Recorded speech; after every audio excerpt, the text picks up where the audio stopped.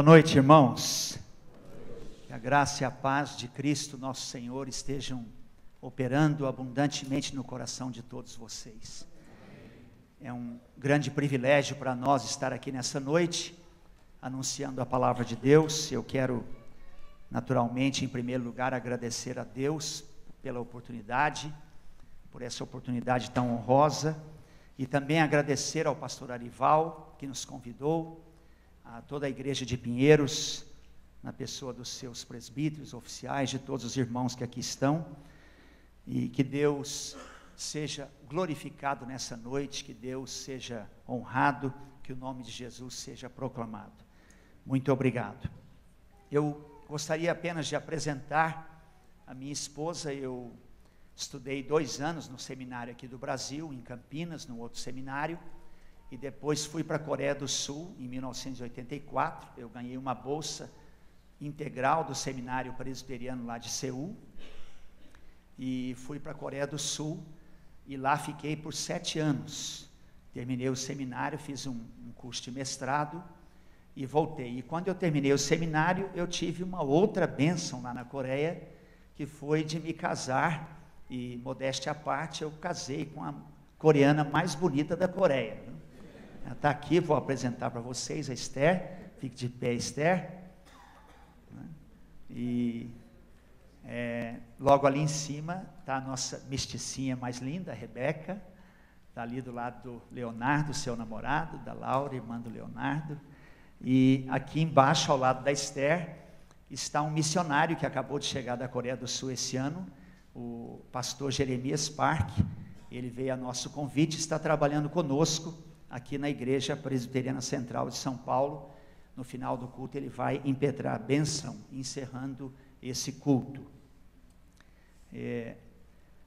Talvez vocês não saibam, mas eu vim para São Paulo já há bastante tempo.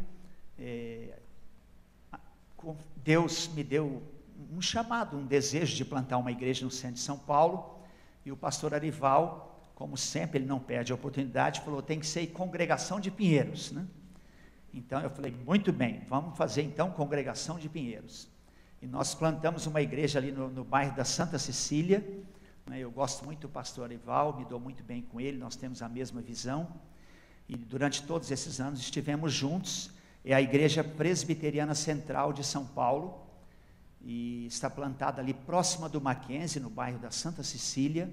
Só temos 5 anos de organização, mas Deus também já nos deu mais 3 congregações, e tivemos o ano passado a bênção de receber da Prefeitura do município de São Paulo a autorização para construir o nosso templo. Com a bênção de Deus, nós vamos ter um templo bastante bonito lá. Então, ore por isso, pelo pastor Breno, pela Igreja Presbiteriana Central de São Paulo, e em particular por esse grande desafio que nós temos agora, da construção do nosso templo.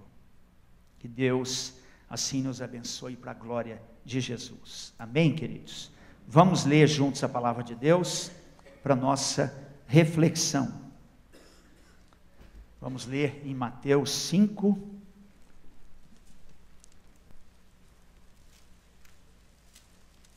do verso 13 ao verso 20.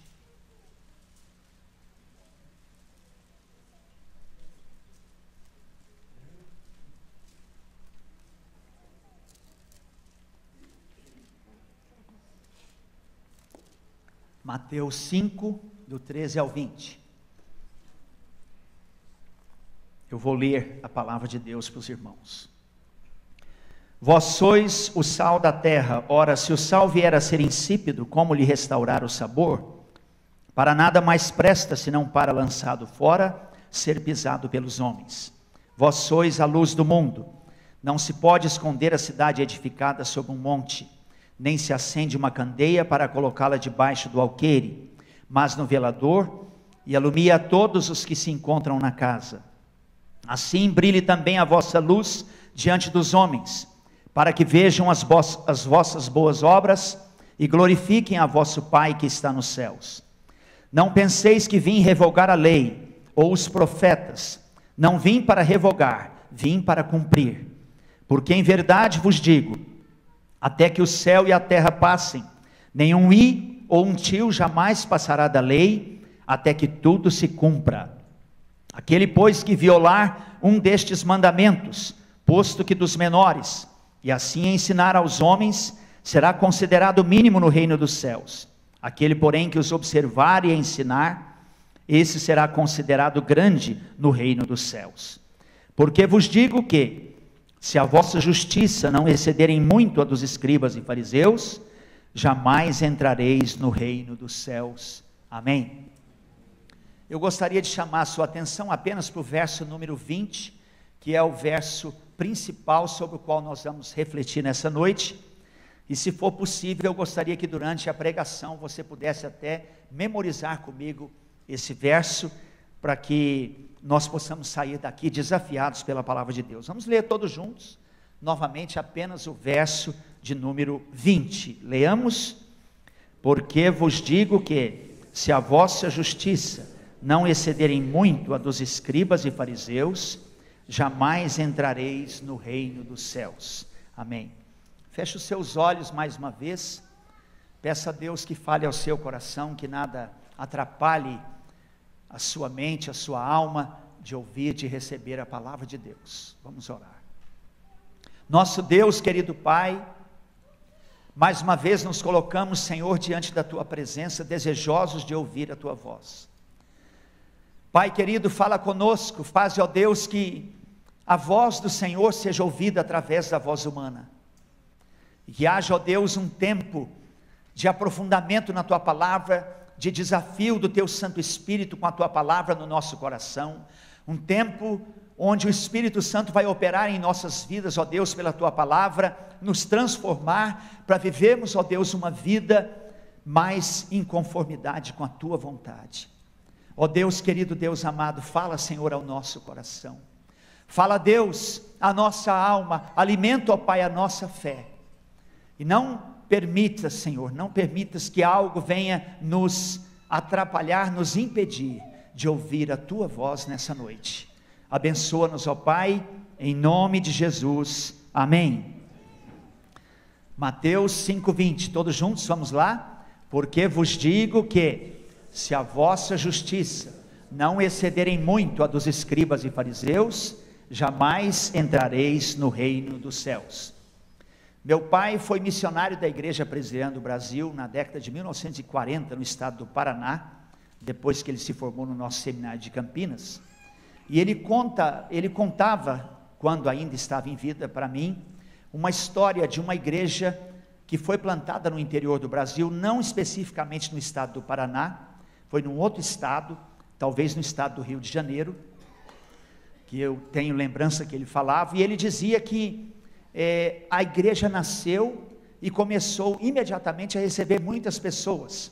De repente, pessoas vinham de todos os lugares da cidade para a igreja, e o pastor que estava à frente daquela igreja sendo plantada, não entendeu o que é que estava acontecendo, e os domingos foram passando, e as pessoas foram aumentando, e voltavam a vir, e o pastor se dirigiu a uma das pessoas que já eram da igreja, e a pessoa não sabia explicar o que estava acontecendo, quem estava trazendo tanta gente assim para a igreja.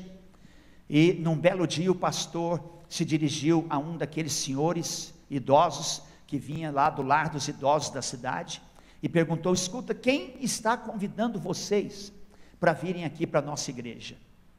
E aquele senhor, contava-me meu pai, colocou a mão sobre os ombros do pastor, veio com o pastor pelo corredor central até a frente na igreja, apontou um garoto bonito, como esse que está aqui, de cerca de 15 anos, na sua adolescência, falou: pastor, esse moço, esse menino tem vindo semanalmente no nosso lar de idosos, e ele fala para nós de Jesus, ele entrega um folheto para nós com o endereço da igreja carimbado atrás, e ele ora conosco, e depois, antes de ir embora, ele fala para nós que no domingo não pode faltar na igreja, tem que estar todo mundo aqui.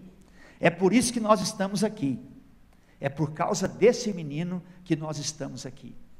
E contava o meu pai que aquela igreja cresceu com o trabalho daquele adolescente de apenas 15 anos, muitas pessoas foram recebidas, e depois, quando aquela congregação veio a ser organizada como igreja, a maioria dos membros que foram recebidos na igreja eram pessoas que tinham sido evangelizadas por aquele menino de 15 anos.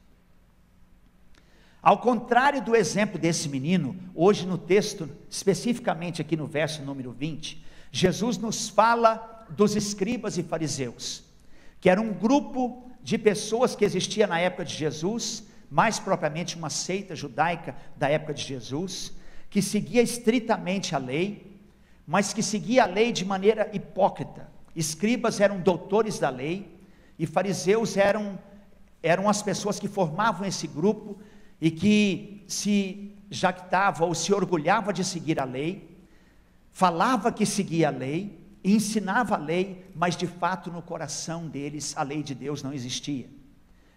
Talvez a seita dos fariseus tenha sido na história o grupo de pessoas mais hipócrita que possa ter existido, o grupo de pessoas mais mascaradas que a história já conheceu.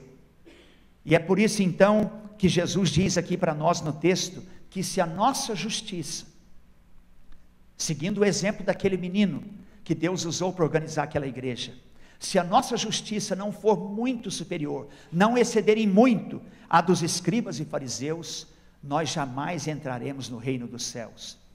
Claro que nós podemos entender justiça aqui exatamente no contexto próximo, como sendo a justiça objetiva que Cristo alcançou por nós.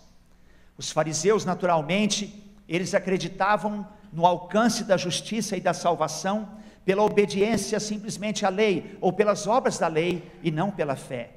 E nós sabemos que a palavra de Deus ensina que nós alcançamos a justiça de Deus, a salvação de Deus, exclusivamente pela fé em Cristo Jesus. E há um sentido de justiça objetiva aqui, de nós, pela nossa fé em Cristo Jesus, sermos salvos, sermos justificados, e essa justiça, sem dúvida, excede em muito a dos escribas e fariseus, que era uma justiça que ensinava a salvação, simplesmente por obediência às obras da lei. Mas há também, irmãos, um sentido subjetivo aqui dessa justiça, que é, na verdade, a ênfase que Jesus aqui está colocando, que fala da vida de Cristo através de nós.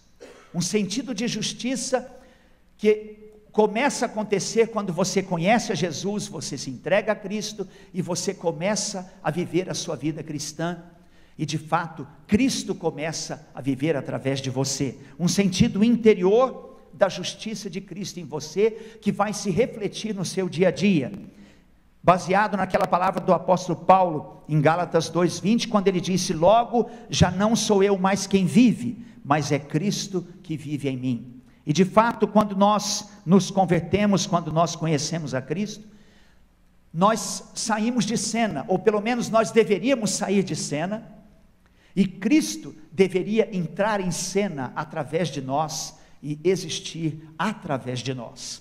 Por isso eu quero refletir com você hoje, nessa noite, baseado nesse texto de Mateus 5:20, de que a nossa justiça tem que exceder em muito a dos escribas e fariseus, sobre o tema mais espiritualidade, mais da plenitude do Espírito Santo. Em primeiro lugar, mais espiritualidade, mais da plenitude do Espírito Santo na influência cristã. O que seria a influência cristã? O que quer dizer o influenciar nosso como cristãos na sociedade? Fala da proposta da cultura cristã de transformação da sociedade. Influenciar quer dizer você mudar o comportamento ou o pensamento de uma outra pessoa através do seu comportamento e do seu pensamento. E ao contrário dessa palavra influenciar, viviam naquela época os fariseus. Os fariseus eram pessoas que não influenciavam ninguém, e se influenciavam, influenciavam para o mal. Fariseu era uma pessoa que não tinha absolutamente nenhuma condição de tocar a vida de alguém, de influenciar ninguém. Eu comparo o fariseu nesse aspecto com um poste que Deus coloca na calçada, e que por ele podem passar milhares de pessoas todos os dias, e ninguém vai ser influenciado por nada, ninguém vai notar a presença daquele homem, daquela pessoa, ninguém vai ser transformado por nada. Mas nós, como está aqui no contexto, nós somos chamados pelo Senhor Jesus de sal da terra e de luz do mundo. Por isso nós temos que ter mais espiritualidade na influência cristã, Porque quando a Bíblia chama-nos de sal da terra, ela diz que nós somos aqueles que dão sabor a essa terra, sabor a essa geração perdida sem Deus. O sal aqui tem o sentido de ser aquilo que conserva, de ser aquilo que destrói germes corruptos, germes contrários a Deus. O sal tem o sentido aqui de ser aquilo que preserva, que abençoa, e nós somos esse sal da terra, que dá sabor à vida das pessoas que não têm sabor. A palavra de Jesus aqui também nos chama de luz do mundo, porque nós somos aqueles que conhecem o caminho, a verdade e a vida. Nós estamos em Cristo, e a luz de Cristo está em nós. E o texto diz no verso 16, que essa luz de Cristo em nós deve brilhar diante dos homens, para que eles vejam as nossas boas obras e glorifiquem a nosso Pai que está nos céus. E o sentido de luz aqui é o sentido de luz que é colocada num lugar que pode iluminar a todos. Não adianta colocar a luz ou a lâmpada que existia naquela época, não é? Embaixo do alqueire, que era uma espécie de instrumento ou de vasilha que cobria a lâmpada, ou que cobria a luz e a impedia de iluminar. A sua luz tem que estar exposta para o mundo, tem que estar iluminando o mundo. Você é luz no meio das trevas, porque você conhece o caminho, a verdade e a vida, mas as pessoas que estão lá fora sem Cristo não conhecem, e por isso estão vivendo na escuridão dos seus pecados. Mais espiritualidade na influência cristã. Quando eu falo desse assunto, eu não posso deixar de me lembrar de uma história de uma menina no estado de Minas Gerais. Eu fui criado no sul de Minas Gerais, meus pais moravam aqui em São Paulo, mas depois mudaram-se para Minas, e lá eu nasci, lá eu cresci.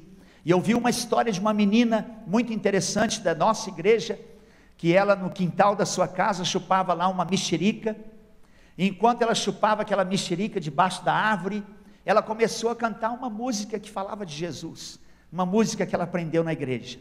A sua amiguinha, ouvindo essa música do outro lado do muro, na outra casa, achou interessante, saltou o muro, veio até ela e falou: que música é essa que você está cantando? Ela falou: é uma música que fala de Jesus, lá da igreja, eu aprendi lá na igreja, senta aqui, vem cantar comigo. E aquela menininha ali se sentou do lado da sua amiguinha, aprendeu aquela música, e a história conta que essa menina veio a conhecer Jesus através da sua amiga, e através dela, toda aquela família da casa vizinha foi para a igreja e entregou a sua vida a Jesus. Mais espiritualidade na influência cristã. No Velho Testamento, o povo de Israel também é chamado de luz das nações, porque no Velho Testamento o povo de Deus era o povo de Israel, ou o povo de Israel era então o povo de Deus. Eles eram o povo que conheciam o grande eu sou, o grande Deus Jeová. Eles eram o povo do Deus de Abraão, de Isaac e de Jacó, do nosso Deus, do Deus único e verdadeiro, do Deus que criou, do Deus que sustenta e que governa o universo. E por isso eles tinham de servir de luz para as nações, tinham de iluminar as nações. Se você for para Filipenses 2,15, você vai encontrar Paulo novamente, nesse espírito dessa palavra de Jesus, dizendo que nós temos que resplandecer, que iluminar, que brilhar como luz, no meio de uma geração corrupta e pervertida, que é a nossa geração.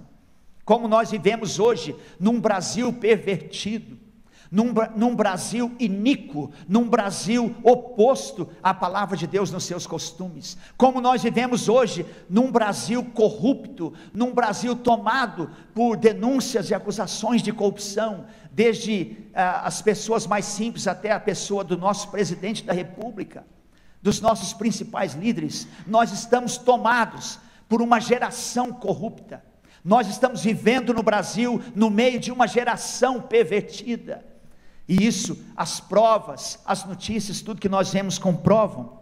E Paulo então diz que nós temos de iluminar, nós temos de brilhar, no meio dessa geração pervertida e corrupta, como luzeiros do Senhor.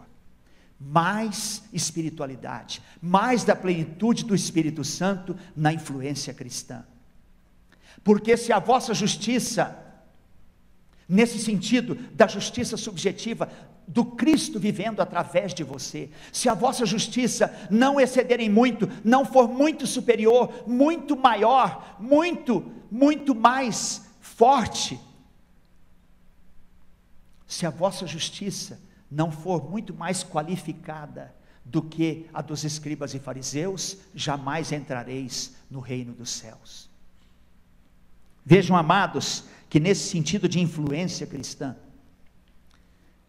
eu tive uma experiência muito interessante na Coreia, até peço licença, vou colocar algumas ilustrações da Coreia, e eu tive uma experiência ímpar nesse aspecto. Na década de 80, o avivamento na Coreia do Sul estava de vento em popa, e todas as igrejas na Coreia eram divididas em pequenos grupos, que nós chamamos de células, algumas igrejas de núcleo familiar, aqui é chamado de pequeno grupo de pastoreio, e a Coreia inteira era feita de milhares e milhares de igrejas, todas elas organizadas em pequenos grupos de evangelismo e discipulado, e crescia muito na praça central de Seul, de Yeouido, a igreja do Evangelho Pleno do pastor Po Yong-Cho, que chegou na época a ter uma frequência de 150 mil pessoas por domingo. 150 mil pessoas em média frequentavam a igreja por domingo. E aí eu uma vez li que abriria na igreja um grande congresso internacional para líderes do mundo inteiro sobre o crescimento da igreja. E lá fui eu, um mero seminarista, eu não era um líder aqui do Brasil de nada, não é? Eu não estava sendo convidado para estar lá, mas eu vi que era um congresso internacional, que pessoas viriam do mundo inteiro, e fui lá na secretaria da igreja perguntar se eu podia participar. Eles autorizaram, eu fiz a inscrição e participei desse congresso, e marcou muito na minha mente uma experiência que o pastor Po Yong-Cho contou de uma célula da igreja dele, mais particularmente de uma diretora de célula. E ele contou que essa senhora, diretora de uma célula, de um pequeno grupo de evangelismo e discipulado, porque lá pequeno grupo é só para evangelismo e discipulado, não é essa coxa de retalhos que a gente tem aqui no Brasil, é só para fazer evangelismo e discipulado. Essa senhora então começou a evangelizar e discipular uma família vizinha, história contada pelo pastor Po Yong-Cho. Naquela época ainda usava o nome Po, né? Depois trocou de nome. E essa mulher insistiu tanto em pregar o evangelho para sua vizinha, que era uma família budista, e foi tantas vezes à casa dela, que a vizinha ficou cheia daquilo, e um dia ela falou com o marido dela: o que nós vamos fazer para ficar livre dessa mulher lá da igreja do Evangelho Pleno, né? Que em coreano é chamado de Sumbogun, né? Como nós vamos fazer para ficar livre dessa mulher? E aí o pastor contou que ela combinou com o marido mudar para o outro lado de Seul, o outro lado da cidade, completamente oposto. Com isso eles alugaram um apartamento lá, e combinaram entre eles que eles iriam fazer a mudança no domingo, às 11 horas da manhã, porque era certeza que ela estaria na igreja, e ela não veria quando eles fizessem a mudança. E aí então, quando chegou o domingo, 11 da manhã, fizeram a mudança, e foram para o outro lado da cidade de Seul. Imediatamente na outra semana, essa diretora de célula, sabendo dessa história, ela foi até a prefeitura do município de Seul, e como ela tinha o nome da senhora, do seu marido, ela então pesquisou e conseguiu encontrar na prefeitura o novo endereço dessa senhora do outro lado da cidade. Aí nisso ela foi para a igreja, procurou a secretaria da igreja, e lá na secretaria da igreja, ela descobriu quem era a diretora de célula lá daquela região da cidade.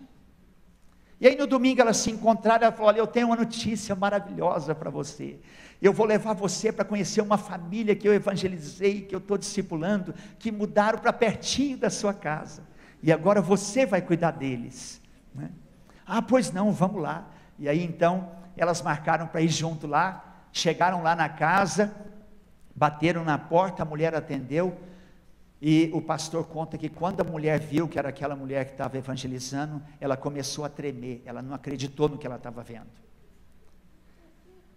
E nisso a diretora de célula falou: olha, hoje eu vim aqui com muito prazer apresentar para a senhora a nova diretora que vai cuidar da senhora no meu lugar, porque ela é diretora aqui dessa região para onde a senhora mudou, está aqui do meu lado, essa irmã a partir de hoje vai cuidar da senhora. E a mulher depois contou para o pastor que ela se segurava, ela tremia e se segurava para não cair de susto, desmaiada dentro de casa, de ver aquela cena. Aí elas foram embora, se despediram, e No final do dia o marido voltou do trabalho, a mulher sentou-se com ele imediatamente, falou: nós temos uma coisa muito séria para decidir. E aí ela conversou com ele, e eles combinaram o seguinte: é melhor a gente virar crente e ir para a igreja desse povo, porque não tem para onde correr deles. E aí, quando ela fez essa proposta, o marido, ele concordou, falou: não, você está certa, é melhor a gente virar crente e ir para essa igreja, porque nós podemos ir para o fim do mundo, que eles vão ir atrás de nós e evangelizar a gente lá. E o pastor Poyong Cho contou que a família toda veio para a igreja, aceitou Jesus, e ele teve o prazer de batizar a família toda, e até hoje eles contam essa história. Mais espiritualidade, mais da plenitude do Espírito Santo na influência cristã, porque se a vossa justiça não excederem muito a dos escribas e fariseus, jamais entrareis no reino dos céus. Amados, em 1 Pedro capítulo 1 verso 15, vocês devem se lembrar que nesse sentido a Bíblia diz: antes santificai a Cristo como Senhor em vossos corações, falando dessa justiça no sentido subjetivo, de Cristo vivendo através de nós. E diz na sequência que nós devemos estar sempre preparados para responder a todo aquele que nos pedir a razão da esperança que há em nós. No passado, na igreja presbiteriana, obreiros e pastores reuniam-se em presbitérios, membros das igrejas reuniam-se nas igrejas e comemoravam a conversão de pessoas. E os obreiros e pastores se abraçavam e se congratulavam e se parabenizavam pela vida de pessoas convertidas em cada um dos seus ministérios. Por que hoje isso, irmãos, não está acontecendo mais? Nós temos eventos evangelísticos, mas nós só evangelizamos quando há algum evento evangelístico. Eu sinto que falta para nós hoje, isso que eu vi, que conquistou toda a Coreia através dos pequenos grupos de evangelismo e discipulado, falta para nós hoje o quê? Uma evangelização contínua e intrépida, uma postura missionária nossa, no sentido de que nós sempre estejamos intencionalmente indo na direção das pessoas não crentes, com o objetivo de falar do evangelho para eles. Não adianta só nós falarmos de Jesus quando tiver um evento especial. Nós precisamos falar sempre de Jesus. Nós precisamos falar intrepidamente de Jesus, audaciosamente de Jesus. E é isso que falta para nós. Não evangelizar de vez em quando, mas evangelizar sempre e evangelizar audaciosamente. Isso é ser uma igreja verdadeira, é ser uma igreja missionária. Em Atos capítulo 17, verso 6, quando Paulo e Silas chegam na cidade de Tessalônica, a Bíblia diz que as pessoas falavam: esses que estão transtornando o mundo, chegaram também aqui. E o sentido é que eles estavam botando o mundo de ponta cabeça, transtornando o mundo, através de uma pregação intrépida, poderosa da palavra de Deus. E eu pergunto: o que nós estamos fazendo hoje no nosso mundo? O que você está fazendo hoje no seu bairro, na sua igreja? Será que nós estamos transtornando o mundo? Terminando essa parte, queridos, eu quero falar uma coisa muito séria do meu coração pastoral a cada um de vocês. Se você me disser que é convertido, se você me disser que é membro da igreja, que tem cargo na igreja, se você me disser que tem muitos anos de igreja, mas tiver uma vida que não é capaz de influenciar ninguém, a sua fé é morta. Mais espiritualidade, mais da plenitude do Espírito Santo na influência cristã. Porque se a vossa justiça não exceder em muito, não for muito superior que a dos escribas e fariseus, jamais entrareis no reino dos céus. Em segundo lugar, irmãos, mais espiritualidade, mais da plenitude do Espírito Santo na humildade. Vejam que nós vivemos numa época onde o estrelismo domina a sociedade. É interessante como existe estrelismo até no mundo dos pastores e dos pregadores do Evangelho. Existem estrelas celebridades que pregam o evangelho nos nossos dias e arrastam multidões. A situação chegou a um ponto hoje que existe até tietagem nas igrejas. Nós estamos vivendo um momento de tietagem nas igrejas, em relação a pregadores. A sociedade pós-moderna em que vivemos também, exigindo absolutamente competência e só competência, leva as pessoas que fazem a humilhar as que não fazem. As pessoas vivem se gabando, se jactando, se orgulhando dos seus feitos. Até dentro da igreja está cheio de pessoas assim. Eu fui à Coreia do Sul, visitei um colega meu que morou comigo no dormitório do seminário e hoje é pastor de uma grande igreja na região sul de Seul, Dr. Yu, e conversando com ele, nós falávamos do pastor jubilado, pastor aposentado que deixou a igreja, e ele falou: nossa, é difícil conversar com esse pastor, porque toda vez que a gente conversa, eu tenho que ficar o tempo todo ouvindo ele contar de toda a história aqui da igreja, tudo de bom que aconteceu, que é como se ele tivesse feito tudo, e ele sempre gosta de enfatizar o eu fiz.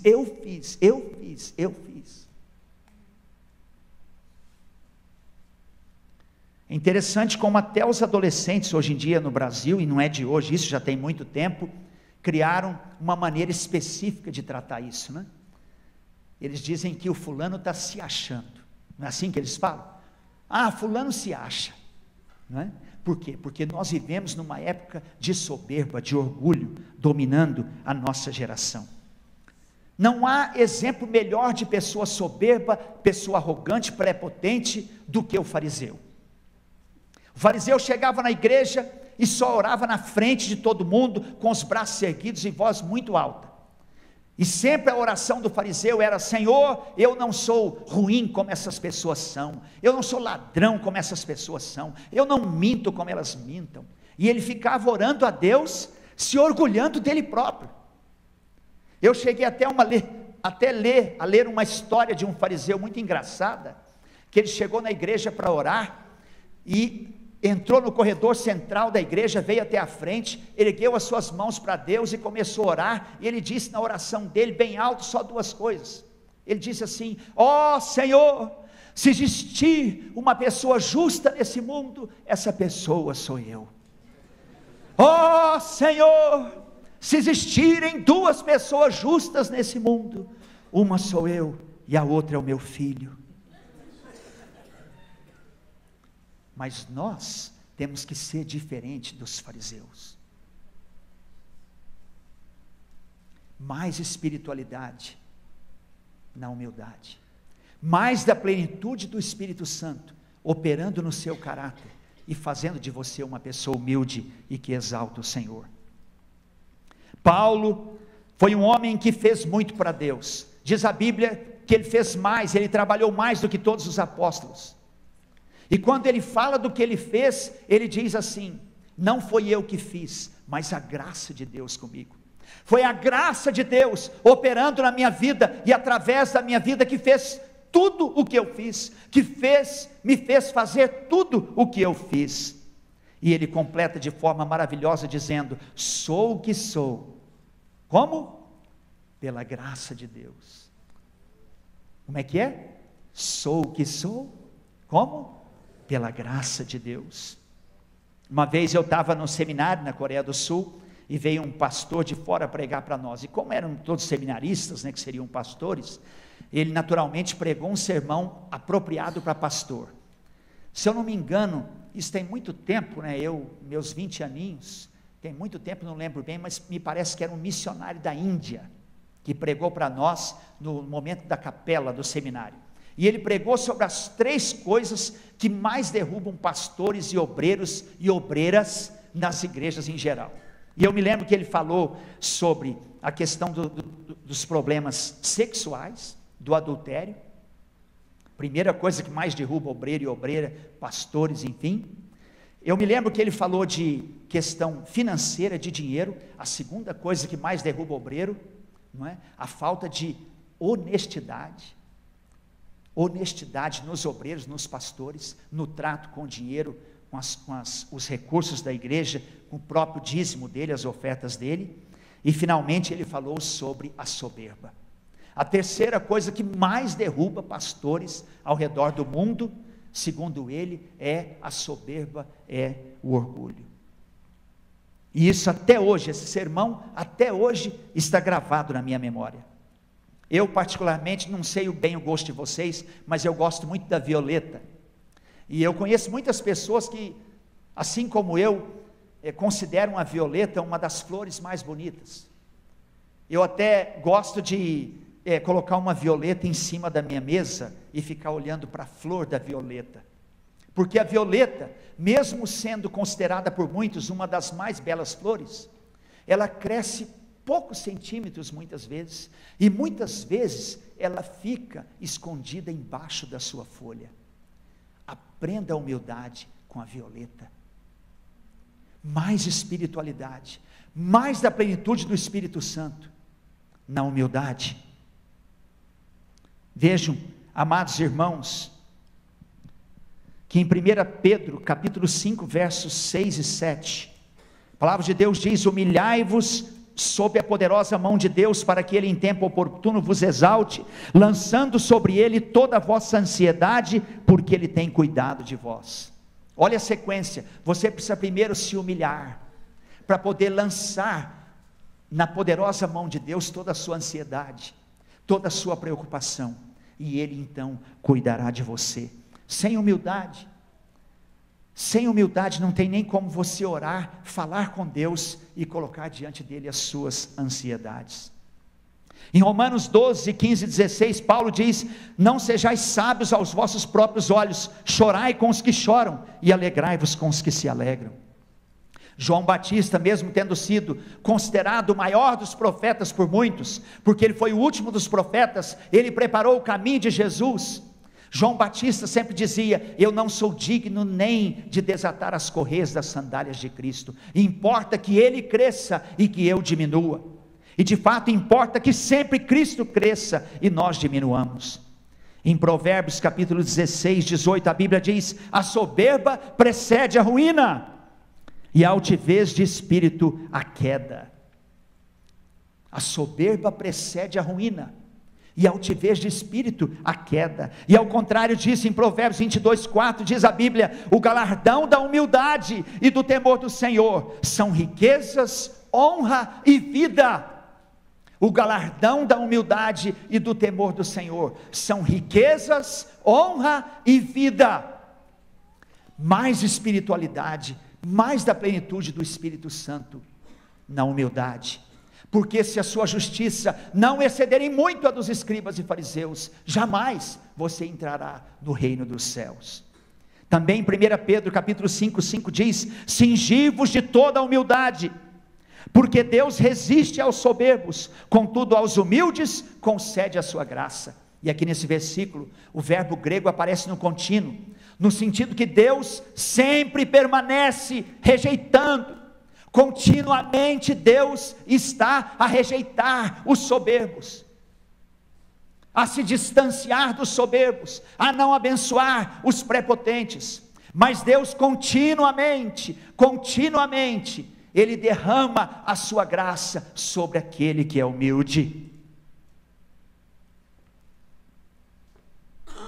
Jesus disse repetidas vezes sobre esse assunto no Evangelho, e vocês sabem muito bem: aquele que se humilha será exaltado, porém aquele que se exalta será humilhado.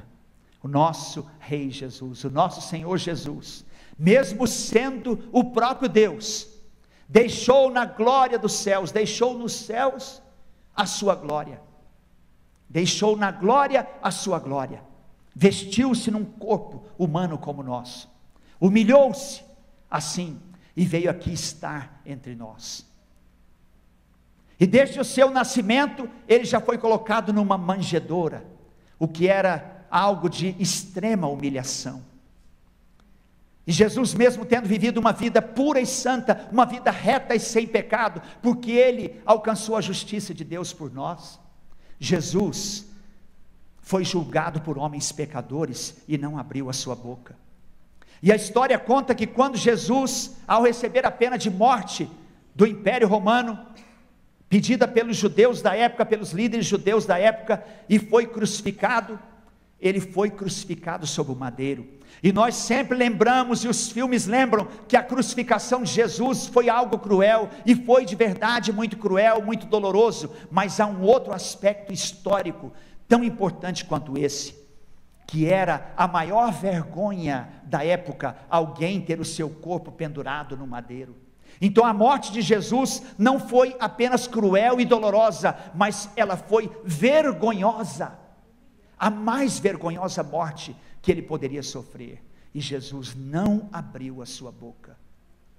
Por quê? Porque ele passou por tudo isso? Só porque ele tinha que passar? Não, porque Jesus era também a humildade encarnada no ser.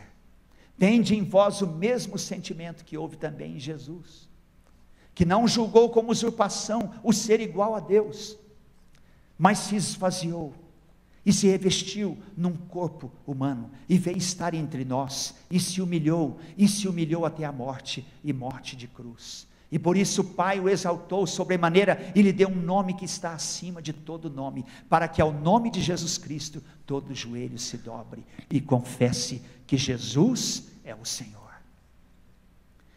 Mais espiritualidade, mais da plenitude do Espírito Santo, na humildade, porque se a vossa justiça não for muito superior, não excederem muito a dos escribas e fariseus, jamais entrareis no reino dos céus.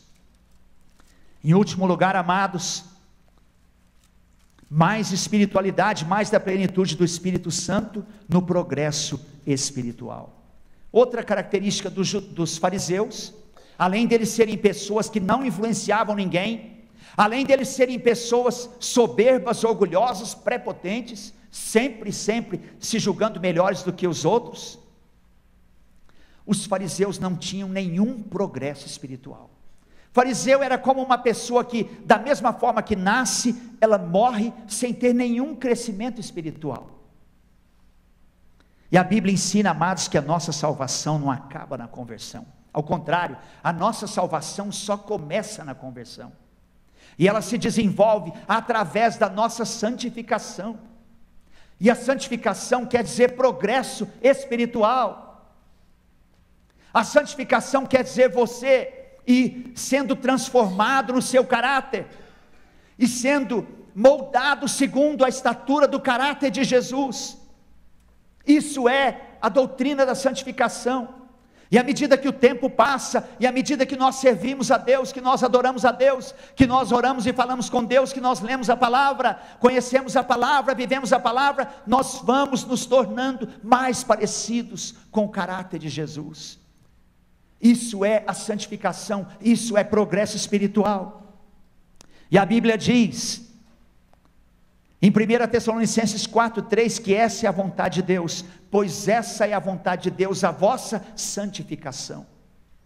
Como é interessante notar que tanto no Velho Testamento quanto no Novo, tanto na língua hebraica quanto na língua grega, os dois verbos kad e hagiel, que os verbos para essa palavra santificar, querem dizer a mesmíssima coisa. Ou seja, é você ser cortado, é você ser separado do mundo para Deus, é você ser consagrado para Deus, consagrado daquelas coisas, daquele estilo de vida, daquelas filosofias, daqueles pensamentos que se opõem a Deus, para ser de acordo com aqueles que são de Deus, com os pensamentos que são de Deus, com hábitos que são de Deus, com costumes que estão de acordo com a palavra de Deus. Você ser cortado para Deus, separado para Deus, quer dizer ser santificado, na origem da palavra de Deus. Em Hebreus 12:14 a Bíblia diz, segui a paz com todos e a santificação, sem a qual ninguém verá o Senhor. Sem a santificação, ninguém verá o Senhor. E o que quer dizer isso, irmãos? Ver o Senhor quer dizer estar com o Senhor. Ver o Senhor fala do alvo, do objetivo da nossa fé, que é a nossa salvação. Um dia, quando Cristo voltar, estar com Ele, e ver o Senhor, e assim viver com Ele, e reinar com Ele para todo sempre. Fala da nossa esperança, ver o Senhor, fala da nossa salvação, fala do alvo maior da sua fé. E a Bíblia diz em Hebreus 12:14, que sem a santificação, ninguém verá o Senhor. E nós não queremos simplesmente ver o Senhor. Nesse sentido da santificação, nós queremos também ser semelhantes ao Senhor. Porque santificar-se, crescer, ter progresso espiritual, quer dizer isso, você se transformar, ou ser transformado pelo Espírito Santo, na palavra de Deus, segundo a imagem do Senhor, o seu caráter ser moldado, segundo o caráter de Jesus. Por isso, nós não queremos simplesmente chegar ao céu e estar com Jesus, mas queremos mais do que isso, queremos ser como Jesus, semelhantes a Jesus.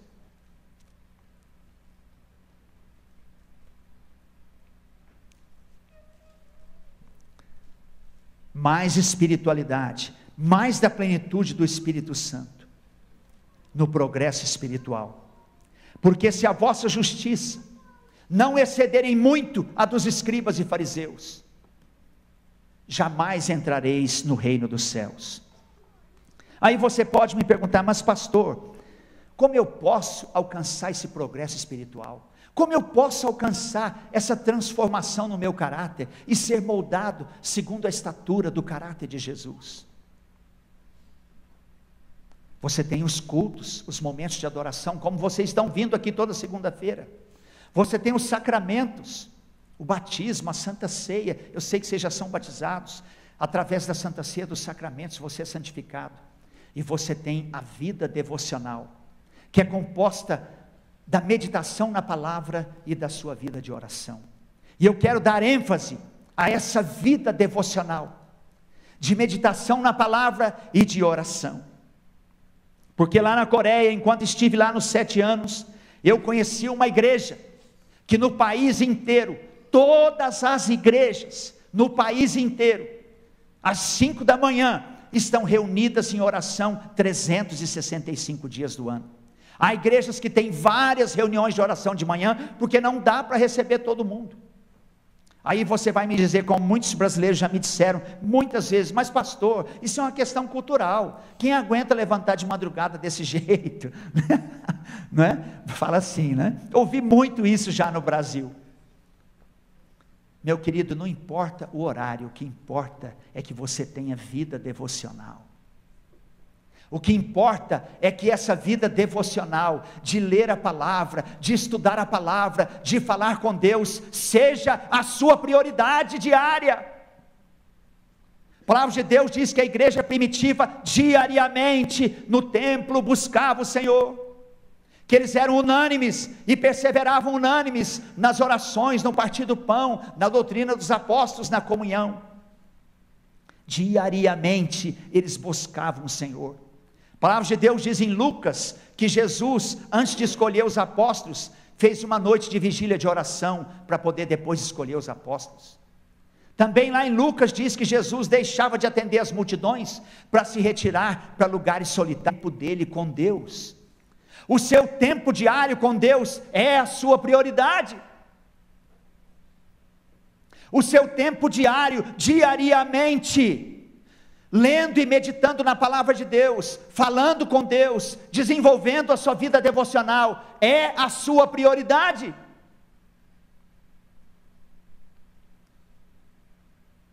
Aqui tem uma história muito interessante a respeito da Coreia. Eu estava já terminando o seminário, a gente tem que todo mundo escrever a monografia de formatura, e aproveitando que eu estava lá, eu escrevi uma monografia sobre as razões para o crescimento da igreja da Coreia. E foi basicamente uma pesquisa de 2 tópicos: os pequenos grupos de evangelismo e discipulado, que eu citei na primeira parte da pregação, e a vida de oração do povo da Coreia. Se tem coisa que nós temos que aprender com os irmãos coreanos, é vida de oração, é vida com a palavra, é vida devocional. Eu fiz uma pesquisa de campo para escrever a monografia, e fui entrevistar pastores das diversas denominações, lá da igreja do Poyonguichô, igreja metodista, igreja batista, igrejas presbiterianas, e eu não dizia para os pastores o que é que os outros tinham me respondido, fazia a mesma pergunta, mas não dava a resposta dos outros, e todos, irmãos, sem saber, olha que coisa incrível, todos eles, sem saber o que o outro respondeu, me responderam a mesma coisa. O evangelho tomou a Coreia do Sul para Jesus, por causa, em primeiro lugar, da vida de oração do povo, porque aqui existe um povo, uma igreja que ora, e em segundo lugar, por causa dos pequenos grupos, que intrepidamente, continuamente e intencionalmente, procuram as pessoas não crentes, para anunciar as boas novas do evangelho, e para discipular essas pessoas. Mas a primeira e principal razão, é a vida de oração. Às vezes hoje em dia eu sinto que está havendo uma traição ao avivamento coreano, porque fala-se tanto de discipulado, células e células e células, e traz gente da Coreia, e copia modelo da Coreia, como se o principal elemento do avivamento coreano fosse grupo pequeno, células de evangelismo e discipulado.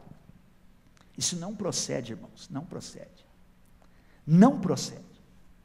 Por isso que eu falei, soa para mim como uma traição ao avivamento coreano, porque o principal elemento do avivamento coreano chama-se vida de oração, vida devocional com Deus, vida com a palavra e vida de oração.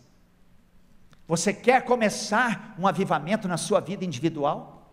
Você quer começar um avivamento na sua igreja? Você quer começar um avivamento na sua família? Comece agora a desenvolver uma vida devocional, verdadeira e cheia de Deus. Não adianta orar de vez em quando, irmãos. Não adianta só orar, porque num determinado trabalho da igreja, o pastor pediu para você orar. Não adianta. Você tem que orar diariamente. Você tem de ter tempo para falar com Deus diariamente. O seu tempo para falar com Deus. E isso tem que ser a sua prioridade máxima.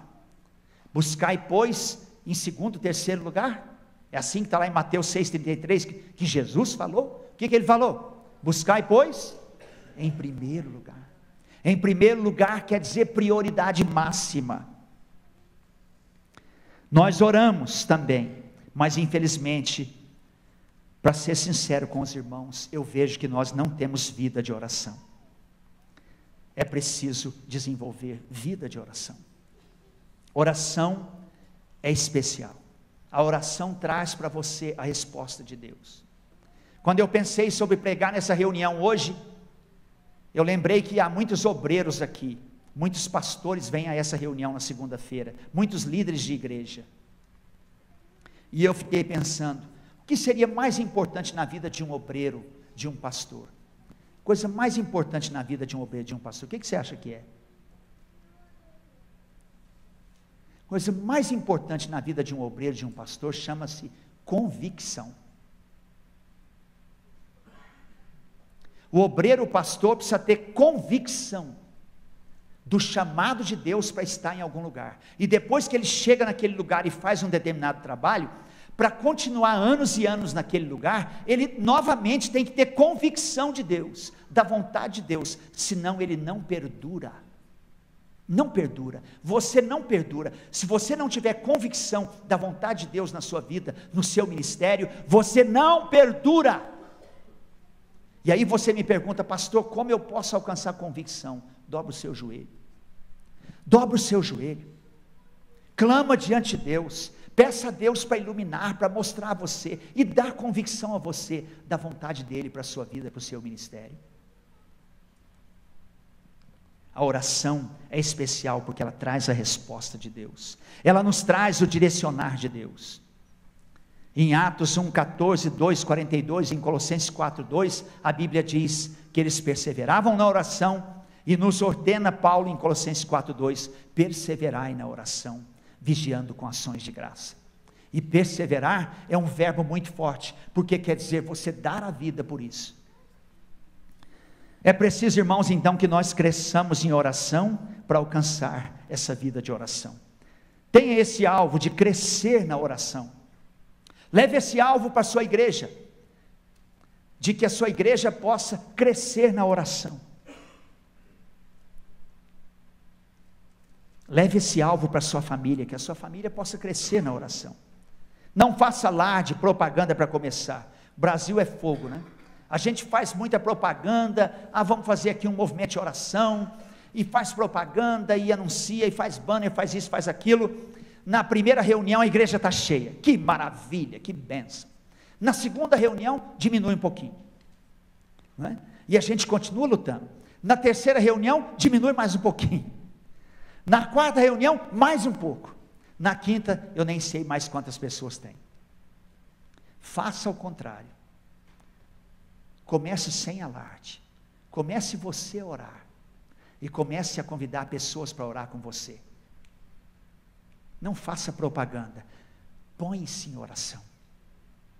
E você vai ver esse movimento de oração crescer na sua vida, na vida de irmãos ao seu redor, na vida da sua igreja, e você vai ver que diferença isso faz.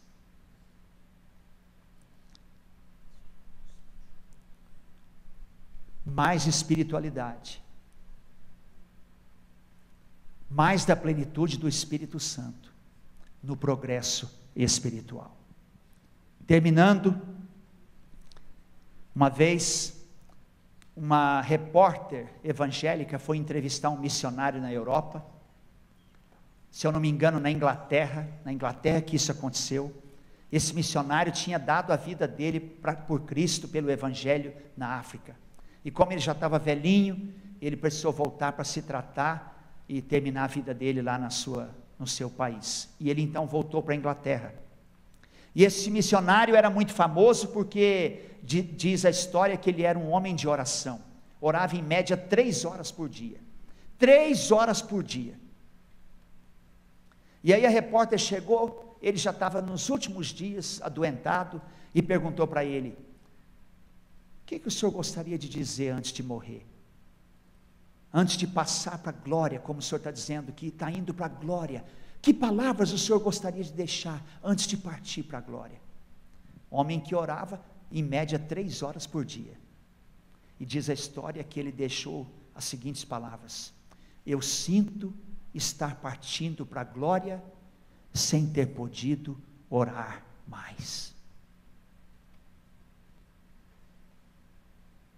Mais espiritualidade, mais da plenitude do Espírito Santo, no progresso espiritual. Porque vos digo que, se a vossa justiça não exceder em muito a dos escribas e fariseus, jamais entrareis no reino dos céus. Feche os seus olhos, vamos orar. Se você puder, fique de joelhos, eu quero fazer este desafio. Não puder, tiver algum problema, não precisa ficar de joelho não, pode ficar sentado, mas se puder, fique de joelhos.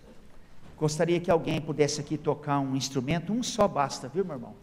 Só um instrumento basta, não precisa ser a banda toda não. E eu queria que você tivesse um momento de consagração da sua vida. Consagre novamente a sua vida a Deus, reconsagre a sua vida a Deus.